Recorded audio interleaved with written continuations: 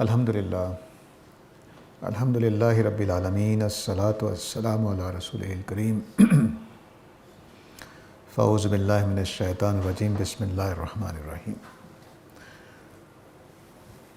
سورہ البقرہ کی 38 نمبر آیت سے آج ہم نے شروع کرنا ہے۔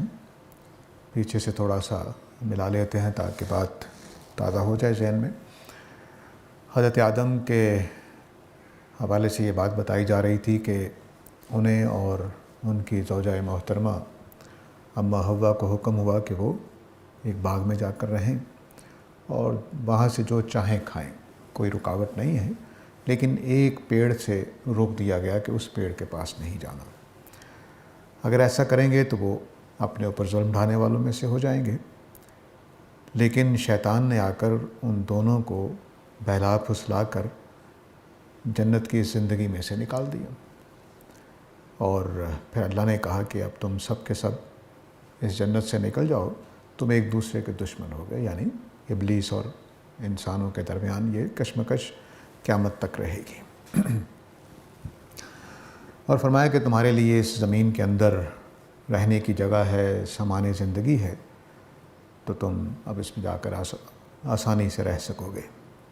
یہ میں نے خلاصہ بتایا تھا کہ اس ساری گفتگو میں کچھ رویے ہیں جو زیر بحث ہیں، اور کچھ آزمائشوں کی نوعیت زیر بحث ہے کہ آزمائشیں کس کس طرح کی ہوں گی۔ ایک آزمائش تکبر کی ہے، انا کی ہے، جس میں ابلیس ناکام ہو گیا تھا سجدے کے حکم کے بعد۔ دوسری آزمائش شجرہ ممنوعہ کے کھانے سے ہے، جس کو ایک گروپ نے جنسی معاملات سے جوڑا ہے اور ایک گروپ نے نافرمانی کے ساتھ جوڑا ہے، خدا کی نافرمانی محض ہوئی۔ تو یہ آزمائش ہو گئی۔ پھر زمین کے اوپر مستقر رہنے کی جگہ کا امتحان ہوگا، سامان زندگی کا امتحان ہوگا۔ تو گویا انسانوں کے لیے بیوی اور شوہر کا امتحان ہو گیا، یعنی عورت اور مرد کا امتحان ہو گیا ایک دوسرے کے حوالے سے۔ سامان زندگی کا امتحان ہو گیا، انا کا، ہماری نفسیات کے کچھ پہلوؤں کا امتحان ہو گیا۔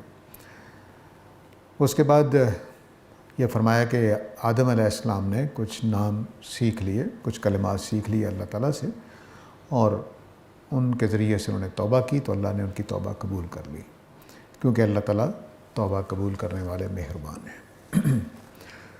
اس کے بعد پھر فرمایا کہ تم سب کے سب، آج جو آیت ہم پڑھنے جا رہے ہیں، قُلْنَا اهْبِطُوا مِنْهَا جَمِيعًا، تم سب کے سب اس میں سے نکل جاؤ۔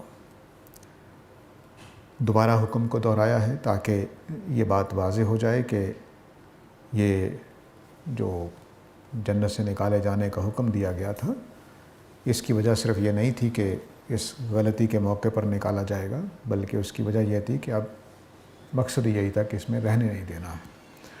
تو اس لیے توبہ کے باوجود، توبہ قبول کرنے کے باوجود دوبارہ حکم وہی ہوا کہ اس میں سے نکل جاؤ۔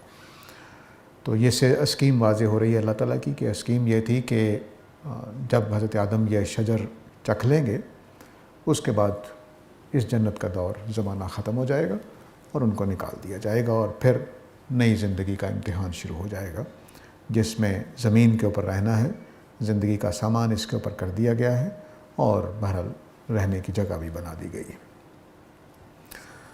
آگے فرمایا فَإِمَّا يَأْتِيَنَّكُم مِّنِّي هُدًى فَمَن تَبِعَ هُدَايَ فَلَا خَوْفٌ عَلَيْهِمْ وَلَا هُمْ يَحْزَنُونَ۔ ہم نے ان سے کہا کہ تم سب نکل جاؤ اس میں سے جمیعاً، سب کے سب۔ میں جمع کے صیغے کی بات کر چکا ہوں کہ ہونا چاہیے تھا اہبطا، تم دونوں نکل جاؤ، آدم و حوا کو، لیکن یہاں جمع کا صیغہ بولا گیا ہے، سب نکل جاؤ۔ اس سے مراد ابلیس بھی ہے، شیطان بھی ہے، اور آدم و حوا بھی ہے۔ اور اس لیے جو پچھلا جملہ ہے وہ اس کا قرینہ ہے کہ یہ تم ایک دوسرے کے دشمن ہو گئے۔ ظاہر ہے کہ آدم و حوا کے بارے میں یہ جملہ بولنا ٹھیک نہیں ہے کہ وہ ایک دوسرے کے دشمن ہو گئے۔ ابلیس اور آدم علیہ السلام اور اماں حوا علیہ السلام کے بارے میں تو یہ جملہ درست ہے۔ تو اس لیے سب کو ہی حکم دیا گیا تھا، یعنی ابلیس بھی نکل گیا تھا اور وہ بھی۔ اس کے معنی ہے ایک کہ جب تک یہ معاملہ تھا تب تک جنات خدا کے دربار میں جہاں اس طرح کے حکم ہو رہے تھے یا غیب کا پردہ اٹھا ہوا تھا، جنات کے لیے بھی اٹھا ہوا تھا غیب کا پردہ، لیکن اس واقعے کے بعد جنات کے لیے بھی غیب کا پردہ حائل کر دیا گیا اور انسانوں کے لیے بھی۔ اب اللہ تعالیٰ براہ راست معاملہ نہیں کر رہے تھے، بلکہ پس پردہ سب کچھ اب ہوگا۔ تو اس کا یہ آخری دن تھا، یعنی درخت چکھ لینے کے بعد شیطان کا بھی یعنی ابلیس کا بھی اور آدم و حوا کا بھی یہ آخری دن تھا کہ جب انہوں نے خدا سے براہ راست کوئی مشاہدہ ہوا یا فرشتوں کو براہ راست دیکھا۔ تو اس لیے یہ سب کو کہہ دیا گیا کہ تم تینوں کے تینوں نکل جاؤ۔ اگلی بہت بڑی ذمہ داری ہے جو آگے بیان کی جا رہی ہے، فَإِمَّا يَأْتِيَنَّكُم مِّنِّي هُدًى، کہ جہاں تک اس بات کا تعلق ہے کہ اگر میری طرف سے کوئی ہدایت تمہارے پاس آئے تو اس کو قبول کر لینا۔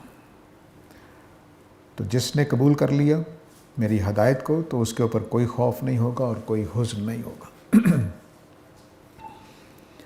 اس آیت کے دو محل ہیں، یعنی دو پہلوؤں سے بات ہوئی ہے۔ ایک تو یہ کہ دنیا میں جانے سے پہلے یہ بتا دیا گیا کہ اب بھی میں تمہیں اکیلا نہیں چھوڑوں گا۔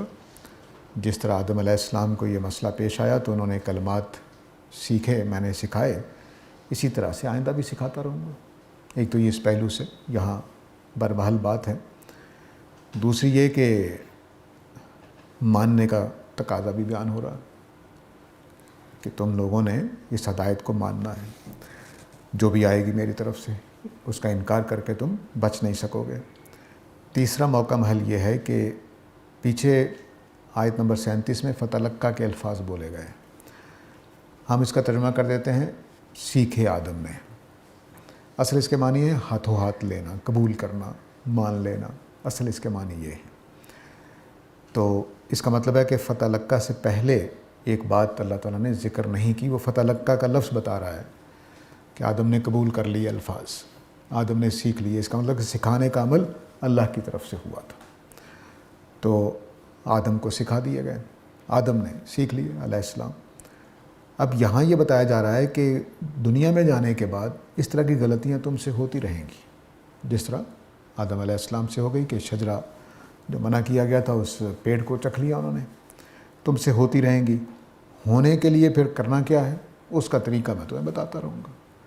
تو تمہارا رویہ کیا ہونا چاہیے؟ آدم علیہ السلام والا ہونا چاہیے کہ جیسے ہی قرآن کی ہدایت آئے، جیسے اللہ کی ہدایت آئے تو فوراً تلقہ ہونا چاہیے، فوراً سیکھنے کا عمل کرنا۔ اچھا جی اللہ کی بات آ گئی ہے تو بسم اللہ میں سیکھ لیتا ہوں، اپنے آپ کو درست کر لوں گا۔ تو یہ دو تین پہلوؤں سے یہ جملہ بہت اہمیت رکھتا ہے کہ اس پورے پیغام کے بعد کہ آدم نے سیکھ لیا۔ اب دیکھیے تلقہ جو ہے فرشتوں نے بھی کیا، یہ بہت اہم لفظ ہے جو اللہ نے یہاں بولا ہے۔ جب فرشتوں کو اللہ تعالیٰ نے کہا، انہوں نے جب اعتراض کیا آدم علیہ السلام پر کہ آپ ایسی مخلوق بنائیں گے جو خون ریزی کرے گی، تو اللہ تعالیٰ نے کہا کہ تم نہیں جانتے جو میں جانتا ہوں، تو انہوں نے فوراً کہا جی ٹھیک ہے ہم واقعی نہیں جانتے۔ تو اسی طرح جو جملہ ہے فرشتوں کا دیکھیے، قالوا سبحانک لا علم لنا الا ما علمتنا، کہ آپ کی ذات پاک ہے، کوئی غلط فیصلہ آپ نے نہیں کیا، ہمارے پاس علم نہیں تھا، ہاں ہم تو اتنا ہی جانتے ہیں جتنا آپ سکھا دیتے ہیں۔ تو یہ فرشتوں کا سیکھنے کا وہ عمل ہے جو انہوں نے فوراً کیا ہے۔ اسی طرح آدم علیہ السلام نے کیا۔ ابلیس کو اللہ نے سکھایا تو اس نے سیکھنے سے انکار کر دیا۔ اللہ نے پوچھا کہ کیا تم تکبر سے ایسا کر رہے ہیں؟ تو اس نے کہا نہیں، آپ نے مجھے گمراہ کیا۔ تو اس کا مطلب ہے وہ سیکھنے پر تیار نہیں ہوا، اس نے ابا کی تھی اور تکبر کیا تھا۔ تو جو آدمی سیکھنے والا ہے وہ تکبر نہیں کرے گا، اگر تکبر والا ہے تو سیکھے گا نہیں۔ اگر آپ بات کر رہے ہوں اور میں تکبر میں مبتلا ہو جاؤں تو میں آپ کی بات صحیح ہونے کے باوجود نہیں مانوں گا۔ تو اب ایک ہی بات ہے جس کی نفی تین لوگ کر رہے تھے، کرنی چاہیے تھی تین لوگوں کو، فرشتوں کو، آدم علیہ السلام کو اور ابلیس کو، لیکن ابلیس نے تکبر کیا، باقی دو نے تکبر نہیں کیا۔ آدم علیہ السلام نے بھی فوراً سیکھنے کا عمل شروع کر دیا، فرشتوں نے بھی فوراً اعتراف کیا کہ جی ہم آپ کی بات سمجھتے ہیں، ہمارے پاس علم نہیں تھا، آپ کی بات درست ہے۔ اب جب یہ آیت آئی ہے تو اب چونکہ میں شروع میں بتا چکا ہوں کہ مخاطب کون ہے، اہل کتاب میں سے بھی یہود مخاطب ہیں، تو ان کو کہا جا رہا ہے کہ تمہیں بھی آدم علیہ السلام کی طرح تلقہ والا اسلوب اختیار کرنا ہے۔ جیسے ہی بات سامنے آئے گی اللہ کی ماننی ہوگی، جیسے ہی بات اللہ کی سامنے پتہ چلے کہ اللہ کا کلام نازل ہو رہا ہے، ماننا پڑے گا۔ یہ ہو نہیں سکتا کہ تم اس سے گریز کرو گے تو وہ سزا ہوگی جو آگے بیان ہو رہی ہے۔ تو فرمایا فَإِمَّا يَأْتِيَنَّكُم مِّنِّي هُدًى، جب تمہارے پاس میری طرف سے ہدایت ہے، میری طرف سے، زور اس پر ہے. یہ میں پہلے بھی سورہ البقرہ کے آغاز میں 5ویں 6 آیت میں ہم نے بات کی تھی کہ اولئک علی ھدی من ربہم، وہ اپنے رب کی طرف سے ہدایت پر ہیں.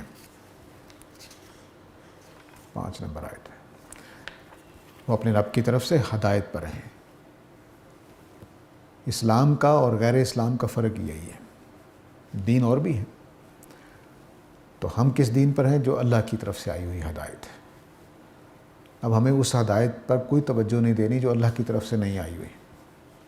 دنیوی معاملات کی بات نہیں کر رہا ہوں، دین کے بارے میں، کہ باقی جن معاملات میں اللہ نے خاموشی اختیار کی ہے، لیکن دین کے معاملے میں صرف اور صرف ہم نے وہ بات ماننی ہے جو اللہ اور اللہ کے رسول نے ہمیں بتائی ہے. کیونکہ ہمارا واسطہ تو رسول سے پڑتا ہے، اللہ تعالیٰ کی وحی تو براہ راست نہیں آتی. تو جو اللہ کے رسول بتا دیں بس وہی دین ہوگا. یہاں بھی اسی بات کو زور دیا گیا ہے کہ یہ جب میری طرف سے میری طرف سے تمہارے پاس ہدایت آئے تو اس کو قبول کر لینا. اس میں یہ جملہ حذف ہے کہ اس کو قبول کر لینا. فَإِمَّا يَأْتِيَنَّكُم مِّنِّي ھُدًى، تو اگر میری طرف سے ہدایت آئے تو اس کو قبول کر لینا. تو جس نے قبول کر لیا، قبول کرنے سے مراد کیا ہے؟ پیروی کرنا. تو جس نے پیروی کی اس کی، تو اس کے اوپر کوئی خوف نہیں ہوگا اور کوئی حزن نہیں ہوگا. جس نے پیروی کی، پیروی کا مطلب ہوتا ہے کہ کسی چیز کے اوپر عمل کرنا، اس کے مطابق اپنی زندگی تبدیل کر لینا، اس کے مطابق اپنے اعمال کرنا، اس کے مطابق اپنے خیالات کو درست کر لینا. خیالات، اعمال اور رویے اس کے مطابق درست ہونے چاہیے. کسی چیز کی پیروی کرنے کا مطلب کبھی وہ ہوتا ہے، کبھی وہ ہوتا ہے، کبھی تینوں ہوتے ہیں. خیالات درست کر لینا، عمل درست کر لینا، رویے درست کر لینا. مثلا تکبر رویہ ہے، اس کو درست ہونا چاہیے. اور جو بات حکم دیا گیا اس پہ عمل ہو جانا چاہیے، عمل درست ہو گیا. اگر کوئی عقیدے کی بات درست کی گئی ہے تو عقیدہ درست ہو جائے. کسی پیروی کرنے کا مطلب یہ ہے.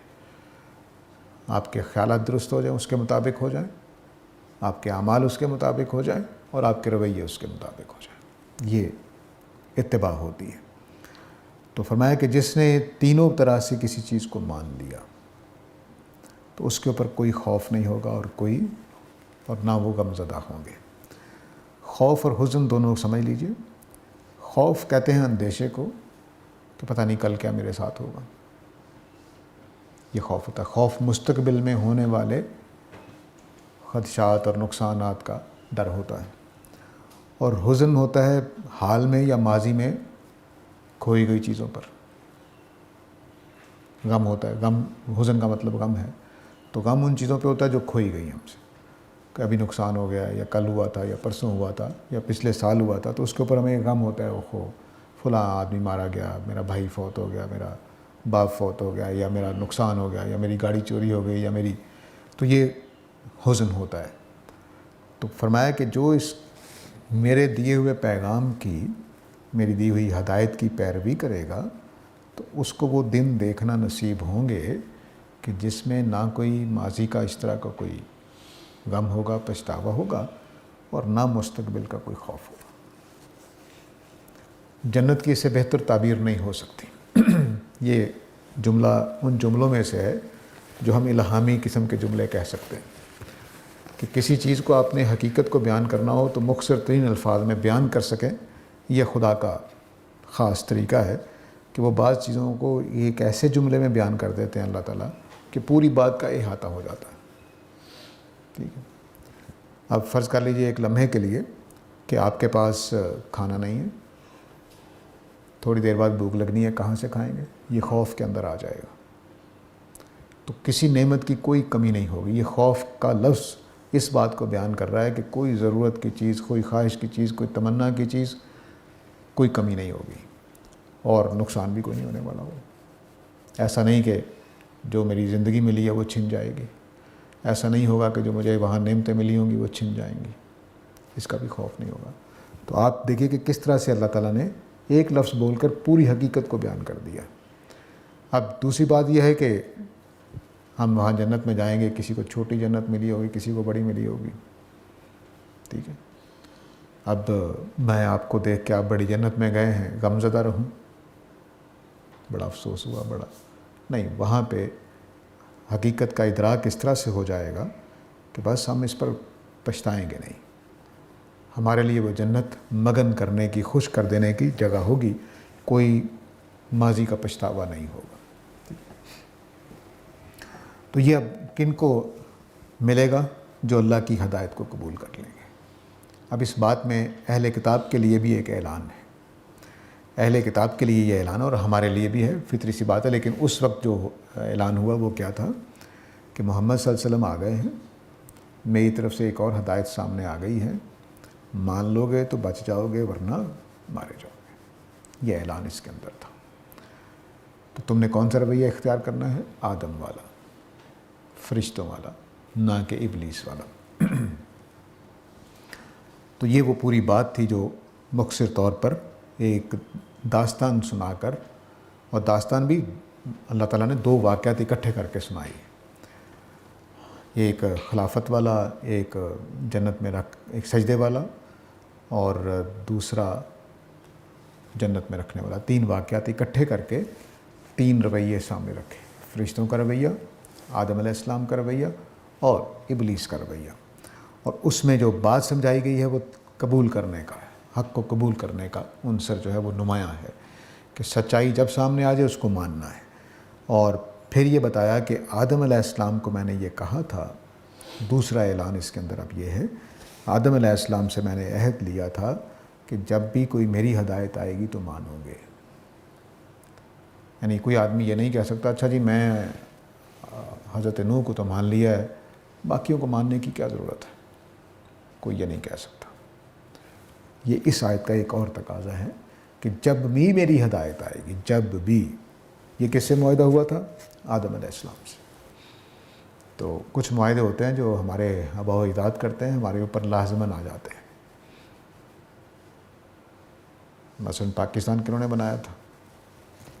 اب آپ کون ہیں؟ خود بخود پاکستانی ہیں، چاہیں نہ چاہیں، پسند کریں نہ کریں. ٹھیک ہے. تو آدم علیہ السلام سے جو اللہ نے عہد باندھا تھا وہ پسند کریں نہ کریں ہم تک پہنچے گا. ٹھیک ہے. اور وہ عہد کیا ہے کہ جب بھی میری طرف سے کوئی ہدایت آئے گی، جب بھی، وہ مانی جائے گی. تو اب دیکھیے کہ کتنی واضح طور پر تمہید کو اس مقام تک پہنچا دیا اللہ تعالیٰ نے کہ تمہیں کیا کرنا ہے، قرآن کے حوالے سے تمہاری کیا ذمہ داری بنتی ہے. آگے یہاں تو پازیٹیو انجام بتایا کہ جو مان لیں گے ان کا کیا ہوگا.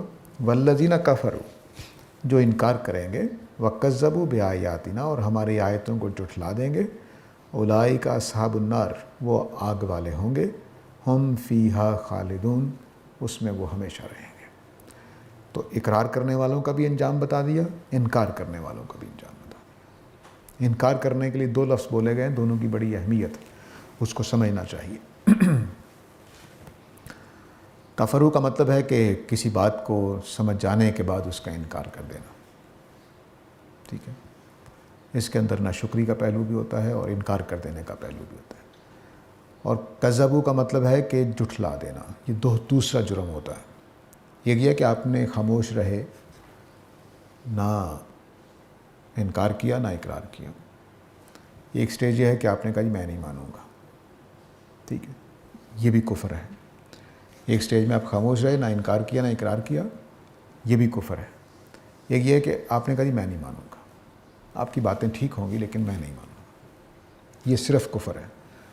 آپ نے ایک اگلی سٹیج میں چلے گئے، میں نہیں مانوں گا، آپ کی باتیں بھی غلط ہیں.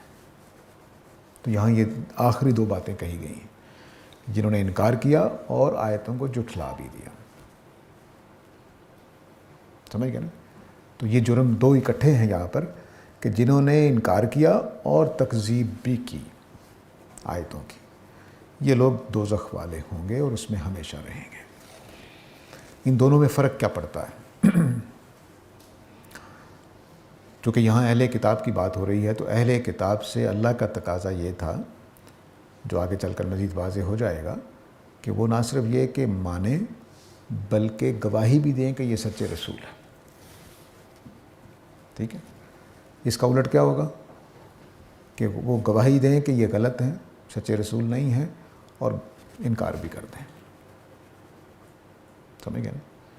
یعنی مثال کے طور پر ہم نے ایک آدمی نے تقریر فرمائی یہاں پر اور میں نے کہا جی کہ میں آپ کی بات نہیں مانوں گا، بات آپ کی ٹھیک ہے، اور لیکن ایک میں نے یہ کہا کہ میں آپ کی بات بھی نہیں مانوں گا اور آپ کی بات بھی غلط ہے۔ دوسرے جملے کا پہلا میں اپنا انکار کر رہا تھا، دوسرے جملے میں آپ لوگوں سے تقاضا کر رہا ہوں کہ ان کی بات نہ مانیں۔ جھٹلانے کا یہ نقصان ہوتا ہے۔ تو اس لیے یہ دو الگ الگ جرم ہیں، انکار کرنا اور تکذیب کرنا، ماننے سے انکار کر دینا اور جھوٹا بھی کہہ دینا، غلط بھی کہہ دینا۔ تو یہود سے تقاضا یہ تھا کہ وہ نبی کریم صلی اللہ علیہ وسلم پر ایمان بھی لائیں گے اور آپ کی تصدیق بھی کریں گے۔ اس کا الٹ ہے، کفر بھی کیا اور تکذیب بھی کی۔ یہ ہم سے بھی مطالبہ ہوتا ہے اور ہر ایک سے ہوتا ہے۔ اب اس سے آپ یہ اندازہ لگا سکتے ہیں کہ اہل کتاب کی پوزیشن کیا ہے۔ عربوں کے ہاں ان آیتوں کی روشنی میں ہم یہ سمجھ سکتے ہیں کہ ان کا انکار، ان کی تکذیب باقی لوگوں کے لیے رہنمائی کا باعث بنے گی۔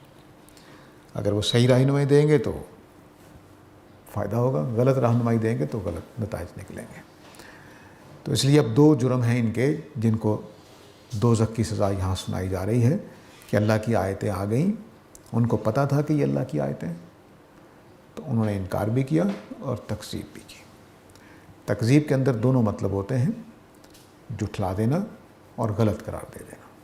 جھٹلانے کا مطلب ہوتا ہے کسی کا نہیں تم جھوٹ بول رہے ہو، یہ جھٹلانا ہوتا ہے، اور غلط قرار دینے کا مطلب ہے کہ یہ اللہ کی آیتیں نہیں، ٹھیک۔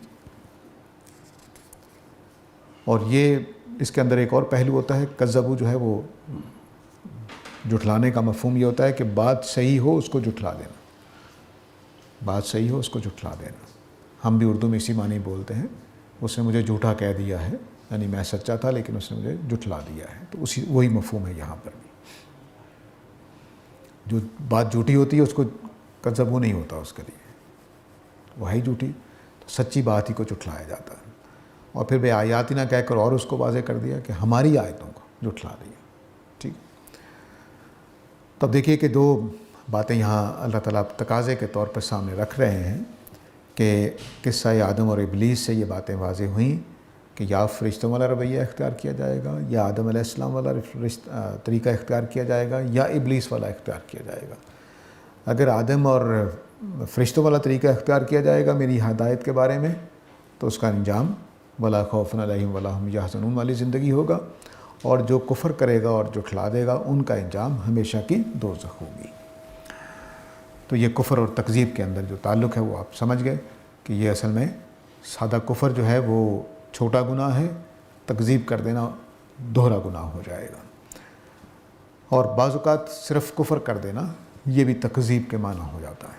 یہ بھی یاد رکھنا چاہیے کہ مثلاً کسی کمزور آدمی کا انکار لازم نہیں ہے کہ تکذیب ہو، لیکن ایک بہت بڑا اسکالر ہے، اس کے سامنے آپ نے بات رکھی، آپ نے کہا جی میرے خیال میں حق یہ ہے، اور کہتے ہیں نہیں میں نہیں مانتا اس کو، تو تکذیب بھی ہو گئی۔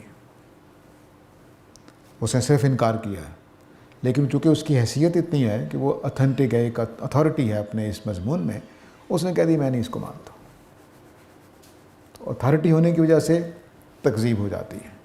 تو اہل کتاب چونکہ علماء مانے جاتے تھے، ان کے پاس اللہ کی کتاب تھی، ان کا انکار دراصل تکذیب بھی ہے۔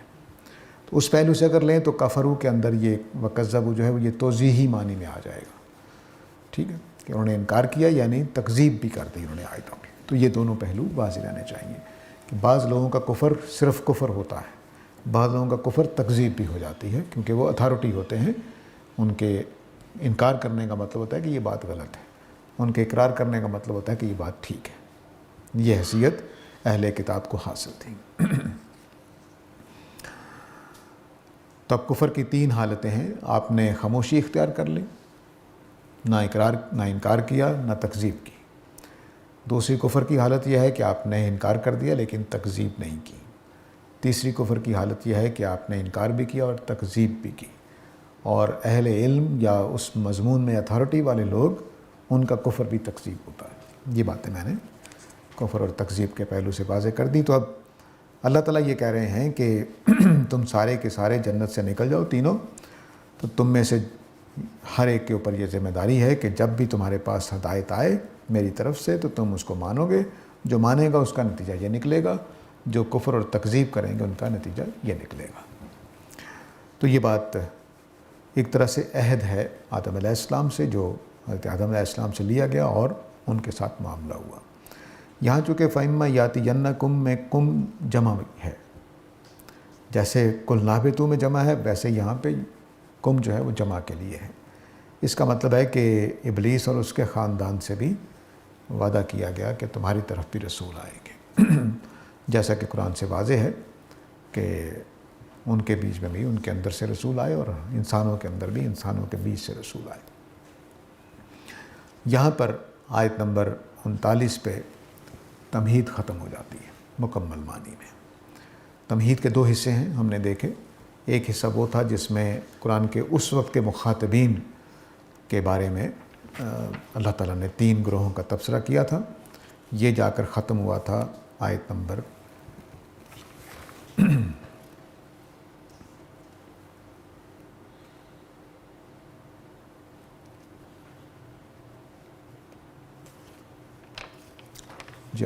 29 پہ جا کے ختم ہوا تھا، اور دوسرا حصہ قصہ آدم سے شروع ہوا تھا اور اب یہ 39 نمبر آیت پہ ختم ہوا ہے۔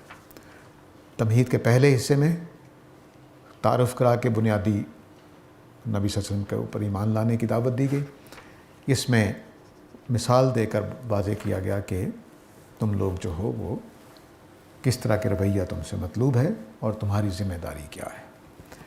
ابلیس کا مقام واضح رہنا چاہیے۔ ابلیس کے مقام میں اس بات کو تو نہیں مانتا کہ ابلیس جو ہے وہ بہت پارسا تھا، کیونکہ اس کا ذکر قرآن و سنت میں نہیں ہے، لیکن یہ بات واضح ہے کہ وہ آدم علیہ السلام سے پہلے تھا، وہ آدم علیہ السلام سے پہلے کا ہے، وہ خدا کی خدائی کو پہلے سے جانتا تھا، اللہ تعالیٰ کی ساری صفات کو جانتا تھا۔ اس کا انکار ایک اور طرح کا انکار ہے کہ ایک آدمی نے ابھی بچہ آیا ہے، مثلا ہم نے نیا ملازم رکھا المورد میں، اس کو پتہ ہی نہیں ہے کہاں بیٹھنا ہے، کہاں اٹھنا ہے، کون سا کمرہ ہے، کس کمرے میں کیا ہوتا ہے، تو ایک پہلا آدمی اس کو گمراہ کر دے کہ یہ کمرہ اس میں جا کے تم بیٹھ کے سو سکتے ہو، حالانکہ وہ باس کا کمرہ ہو، ٹھیک ہے، تو اب کیا گناہ کس کا ہے؟ اس کی وجہ سے وہ بھٹکا ہے۔ تو ابلیس بھی بھٹکانے والا، بھٹکنے کا سبب بن گیا، اس لیے فاعز اللہما سے اس کو بیان کیا گیا ہے، حالانکہ اس کو بھٹکانا نہیں چاہیے تھا کیونکہ وہ پہلے سے خدا سے واقف تھا، پہلے سے ساری چیزوں سے واقف تھا۔ تو یہی حالت قرآن مجید کے زمانے میں اہل کتاب کی تھی کہ وہ پہلے سے دین کو جانتے تھے، ان کا کام بھٹکانا نہیں تھا بلکہ ان کا کام رہنما بننا تھا اس بات کی تصدیق کے لیے۔ اس بات کو یاد رکھیے اور اگلی آیت دیکھیے۔ کس بات کو یاد رکھنا ہے؟ کہ اہل کتاب پہلے سے قرآن کو، دین کو جانتے ہیں، قرآن کو پہچانتے بھی ہیں، نبی صلی اللہ علیہ وسلم کا وعدہ بھی ان سے ہوا ہے، اس لیے ان سے توقع یہ تھی کہ وہ ہدایت دینے والے بنیں گے، تکذیب کرنے والے نہیں بنیں گے۔ تو فرمایا یا بنی اسرائیل، اب جو ہم شروع سے بات کرتے آ رہے ہیں کہ مخاطب بنی اسرائیل ہیں، تو وہ کو واضح کر دیا، لفظوں میں اب بات آ گئی ہے۔ یا بنی اسرائیل، اے اسرائیل کے بچوں، اسرائیل حضرت یعقوب علیہ السلام کا لقب ہے، حضرت یعقوب، اے یعقوب کے بیٹو، ٹھیک ہو گیا جی؟ اے یعقوب کے بیٹو، اذکروا نعمت اللتی انعمت علیکم، اے یعقوب کے بیٹو میری اس نعمت کو یاد رکھو جو میں نے تمہارے اوپر کی تھی، وَأَوْفُوا بِعَہْدِی، اور میرے وعدے کو پورا کرو، اوفی بعہدکم، میں اپنے وعدے کو پورا کروں گا، وَإِیَّایَ فَارْہَبُونَ، اور مجھی سے ڈرو۔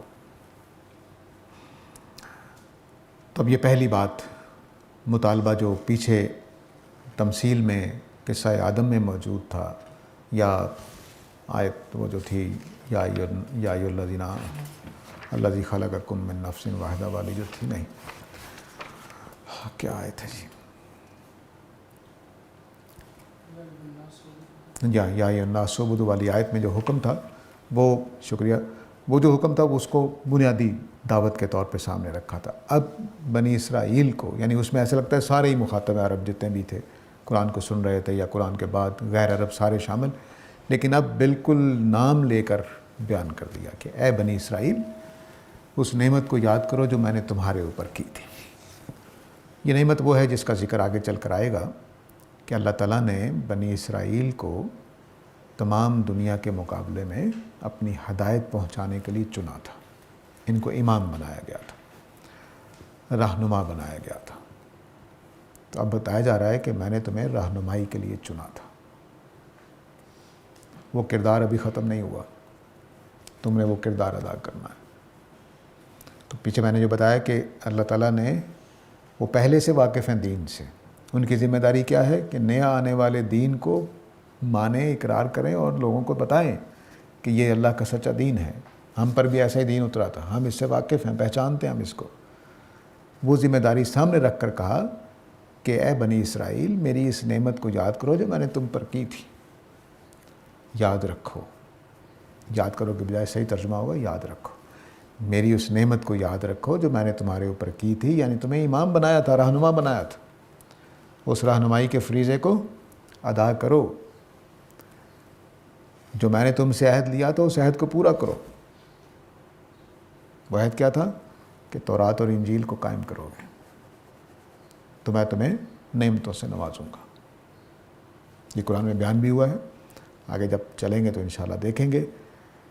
میں نے تم پر جو نعمت کی تھی، تمہیں امام بنایا تھا اس دنیا کے انسانوں کے لیے، وہ کردار آج بھی ادا کرو۔ اور جو میں نے تم سے وعدہ کیا تھا کہ تم جب میری ہدایت آئے گی اس کو پورا کرو گے، اس کو مانو گے تو میں تمہارے اوپر انعام کروں گا، وہ تم وعدہ پورا کرو تو میں بھی اپنا وعدہ پورا کروں گا۔ اور تمہارے اندر یہ جو رکاوٹ آ گئی ہے، دنیا سے ڈرنے لگ گئے ہو، اس کو چھوڑو، مجھ سے ڈرا کرو۔ وجہ بھی بتا دی ساتھ ہی کہ تم نبی صلی اللہ علیہ وسلم کو کیوں نہیں مان رہے ہو، لوگوں سے ڈر رہے ہو۔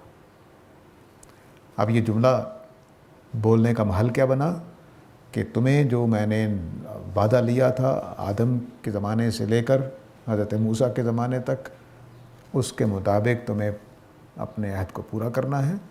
میں نے تمہیں چنا تھا یعقوب علیہ السلام کے بعد یعقوب علیہ السلام سے پہلے ابراہیم علیہ السلام کے ذریعے سے۔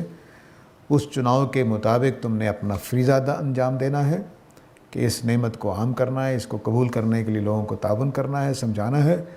تو اب میرا یہ وعدہ پورا کرو گے تو میں اپنا وعدہ پورا کروں گا۔ اور اس وعدہ کو پورا کرنے کے لیے طاقت کہاں سے حاصل ہوگی، تقویت کہاں سے حاصل ہوگی؟ فَإِيَّايَ فَارْهَبُونِ، مجھ ہی سے ڈرو۔ یہ آگے چل کر اللہ تعالیٰ نے اور بھی لفظوں میں بات واضح کی ہے کہ لوگوں سے نہ ڈرو، مجھ سے ڈرو۔ صحابہ کے متعلق یہ بات آئی ہے، اور یہود کے بارے میں بھی۔ ہمارے ہاں ایمان کی کمزوری اس وجہ سے آ جاتی ہے کہ ہم لوگوں سے ڈرنے لگ جاتے ہیں۔ لوگوں سے ڈرنے کے کئی وجوہات ہوتے ہیں۔ کچھ لوگ سیاسی طور پر طاقتور ہوتے ہیں، دوسرے مذہب کے ہوتے ہیں، تب ہم ڈر رہے ہوتے ہیں۔ کبھی یہ ہوتا ہے کہ مذہب بالکل بچوں جیسا لگ رہا ہوتا ہے، اور جو پڑھے لکھے لوگ ہوتے ہیں وہ ملحدین ہوتے ہیں، ان کی دانش کے مقابلے میں ایسا لگ رہا ہوتا ہے کہ ہم اللہ کی بات کر کے چھوٹے بن رہے ہیں۔ یہ ڈر ہوتا ہے۔ بعض اوقات یہ ہوتا ہے کہ اگر ہم حق بات مان لیں گے تو گھر سے نکال دیے جائیں گے، کھانا پینا بند ہو جائے گا، قوم قبیلہ باہر نکال دے گا۔ اور پرانے زمانے میں جو قوم قبیلے کے ساتھ رہنے والے ہیں ان کا آپ اندازہ نہیں کر سکتے کہ کیا معاملہ ہوتا تھا۔ تو فرمایا کہ تم مجھ سے ڈرو، لوگوں سے نہ ڈرو۔ تو اپنے خدا کے ساتھ کیے ہوئے وعدے کو اور اپنی جو تم پر نعمت کی تھی میں نے، اس کو یاد رکھو، اس کے مطابق اپنا رویہ استوار کرو۔ تو اب بنی اسرائیل کو نام لے کر مخاطب کر لیا، ان کی نعمت یاد کرائی کہ تمہیں ہم نے امامت دی تھی دنیا کی، اس امامت کا حق ادا کرنا ہے تمہیں، اور جو میں نے تم سے عہد لیا تھا پیچھے حضرت آدم والا عہد، اور جو حضرت موسیٰ، ابراہیم علیہ السلام سب سے چلتا چلا آ رہا ہے، وہ سارے عہد شامل کر کے یہ کہا کہ تم میری ہدایت کو مانو گے تو میں اپنا وعدہ پورا کروں، اپنا فریضہ انجام دو گے تو ان اقام التوراۃ والانجیل والا عہد بھی شامل ہے اس کے اندر، وہ پورا کرو گے تو میں بھی اپنا وعدہ پورا کروں گا، یعنی میں تمہارا ساتھ دوں گا۔ لیکن اس کام کرنے کے لیے تمہیں مجھ سے ڈرنا ہوگا۔ مزید اس مضمون کو آگے بڑھایا، وَآمِنُوا بِمَا أَنزَلْتُ مُصَدِّقًا لِمَا مَعَكُمْ، اس چیز پر ایمان لے آؤ جو میں نے نازل کی ہے اس کے مصداق کے طور پر جو تمہارے پاس ہے۔ سیدھا سیدھا لفظوں میں ایمان کا مطالبہ کر دیا۔ تو اب گویا بنی اسرائیل کا امتحان نعمت کا تقاضا پورا کرنا ہے اور عہد کا تقاضا پورا کرنا ہے۔ تو ایمان لے آؤ جو میں نے تم پر نازل کیا ہے، اس چیز کا مصداق، اس چیز کی تصدیق جو تمہارے پاس ہے۔ لما معکم سے مراد تورات ہے، تورات ان کے پاس تھی، اور انزلت سے مراد قرآن مجید ہے کہ قرآن مجید پر ایمان لے آؤ جو مصداق ہے، مصدق ہے تورات کا۔ مصدق کے دو معنی ہیں۔ ایک معنی ہوتا ہے کہ کسی چیز کی تصدیق کرنا۔ مثال کے طور پر آپ کوئی بات کریں اور میں کہوں جی کہ آپ نے بالکل صحیح کہا ہے، تو میں نے آپ کی بات تصدیق کر دی۔ ایک معنی یہ ہوتے ہیں کہ میں نے کہا کہ یہ آدمی بڑا بہادر ہے، تو آپ ان کو لے جائیں اپنے کام کے لیے، اور انہوں نے اپنے عمل سے ثابت کر دیا کہ ہاں یہ بہادر ہے۔ اب انہوں نے اپنے عمل سے میری بات کی تصدیق کی۔ دو میں فرق سمجھ گئے نا؟ ایک تصدیق کرنا ہی ہوتا ہے کہ میں نے لفظوں میں کہہ دیا ہاں یہ ٹھیک آدمی ہے، بالکل صحیح کہہ رہے ہیں۔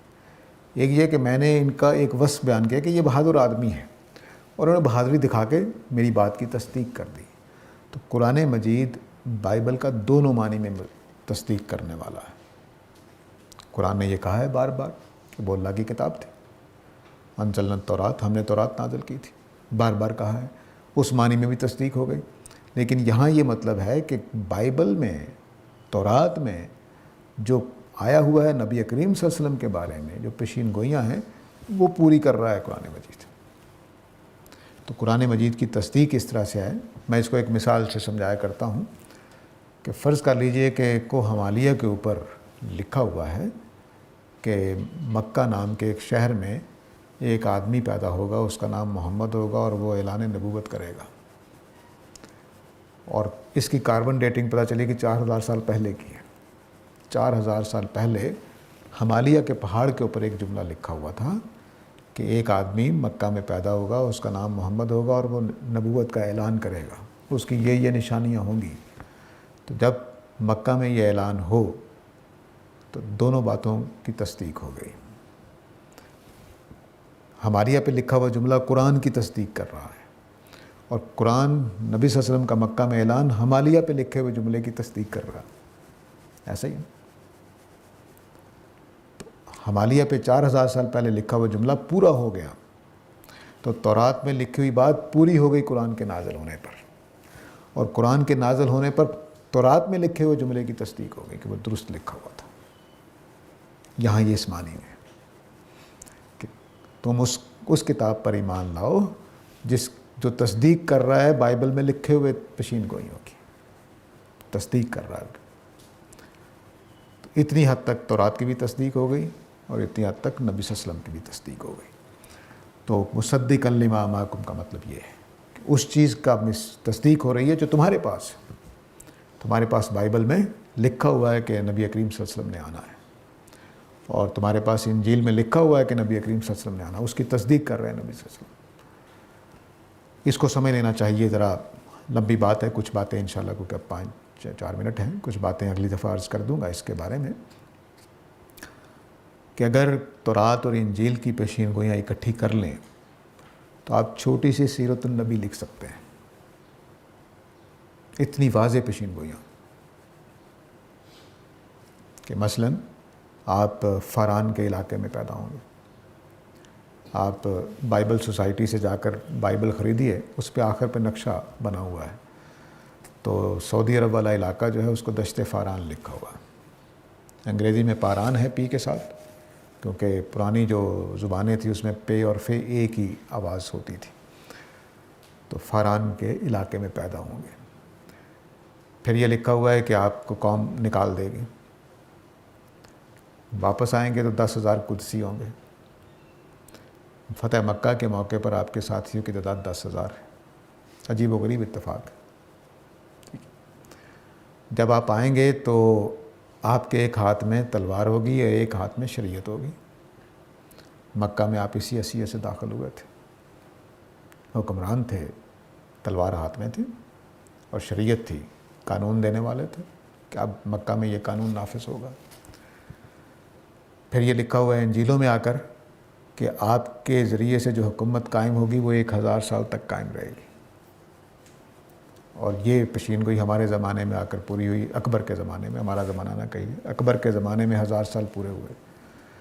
تو جب اکبر کے زمانے میں 1000 سال پورے ہوئے تو اکبر نے دین الہی بنانے کی کوشش کی، اور یہی وہ زمانہ ہے جب مغرب پر تول رہا ہے مسلمانوں کے علاقوں میں دندنانے کے لیے۔ عجیب و غریب بات ہے۔ یہ پیشین گوئیاں تورات میں موجود ہیں۔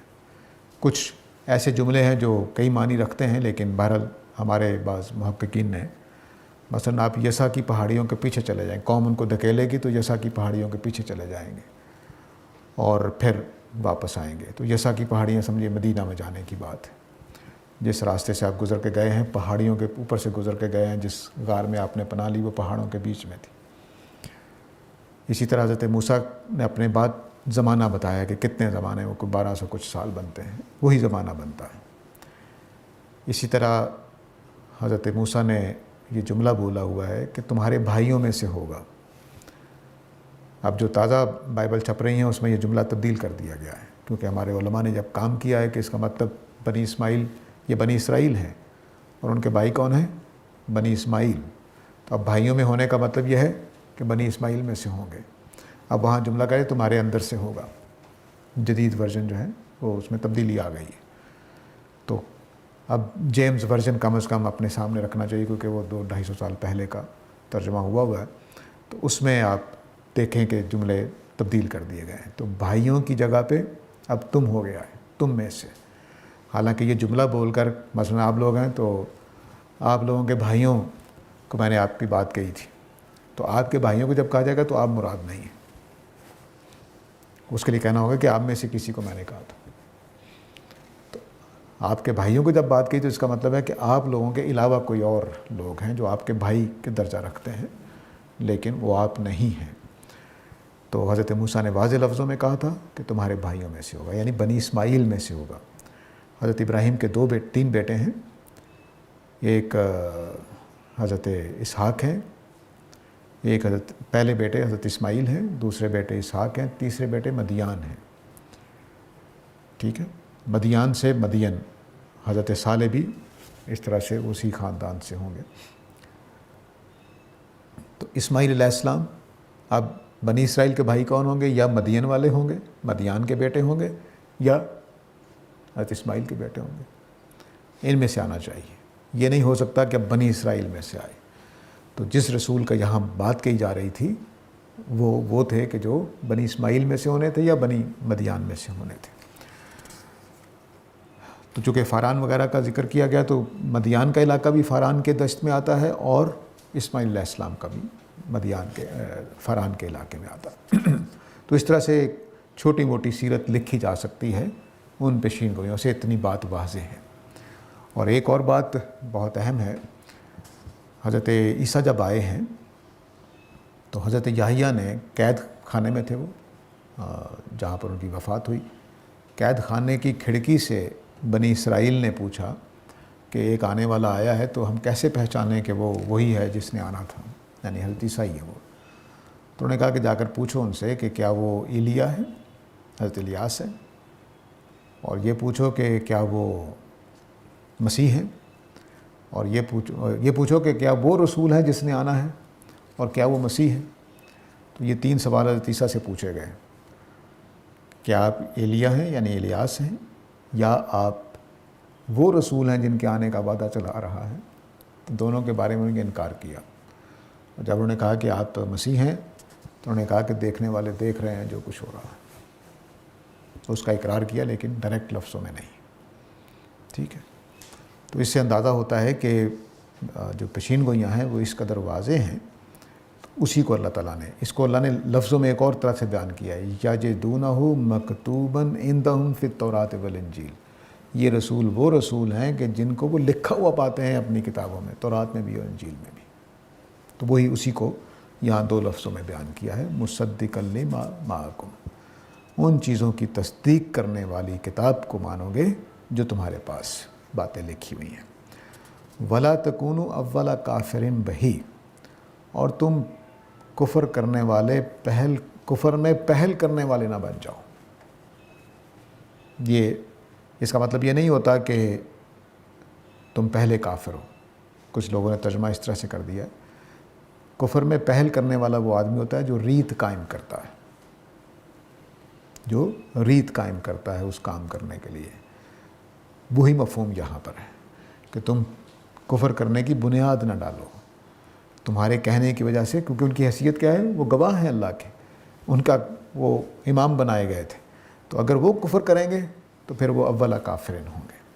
تو تم کفر کی بنیاد ڈالنے والے نہ بنو، تم کفر کا پہل کرنے والے نہ بنو۔